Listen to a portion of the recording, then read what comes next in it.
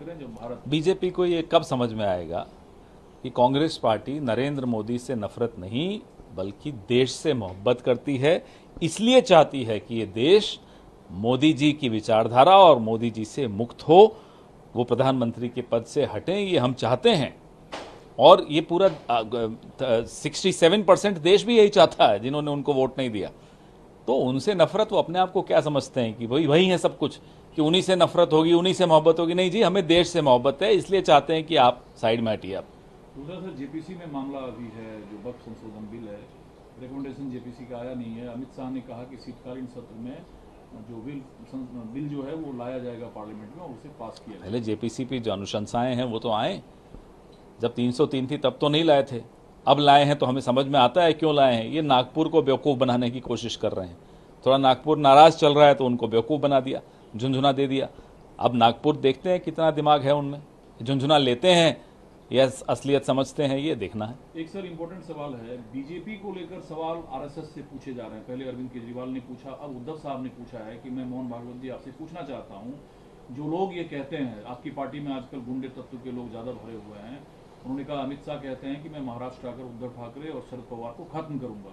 क्या आपको ये पसंद है कि मुझे महाराष्ट्र में खत्म किया जाए?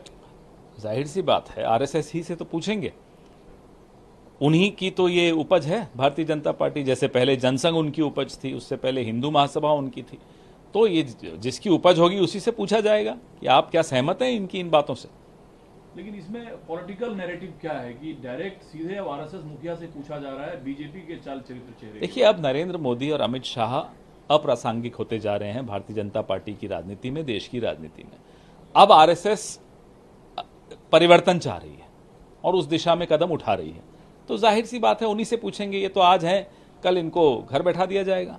भारतीय सिनेमा जगत का सबसे प्रतिष्ठित पुरस्कार दादा साहब फाल्के पुरस्कार इस बार मिथुन चक्रवर्ती को उनके बेहतर योगदान। हम नहीं चाहते कि इस तरह के पुरस्कारों के आसपास कोई हम विवाद पैदा करें। हम उन्हें हार्दिक बधाई देते हैं। अमित शाह बार बार हरियाणा में ये सवाल पूछ रहे हैं कि राहुल गांधी बताए उनके मंच पर पाकिस्तान जिंदाबाद के नारे लगते हैं, वो चुप्पी साधे हुए हैं, कब और कहाँ ये नारे लगे? जब भारतीय जनता पार्टी को मालूम पड़ जाता है कि चुनाव हार रही है, पाकिस्तान का सहारा ले लिया जाता है। और अमित शाह और नरेंद्र मोदी तो खास तौर पे, इससे पहले अटल जी, अडवाणी जी इतना नहीं करते थे जितना ये दोनों करते हैं।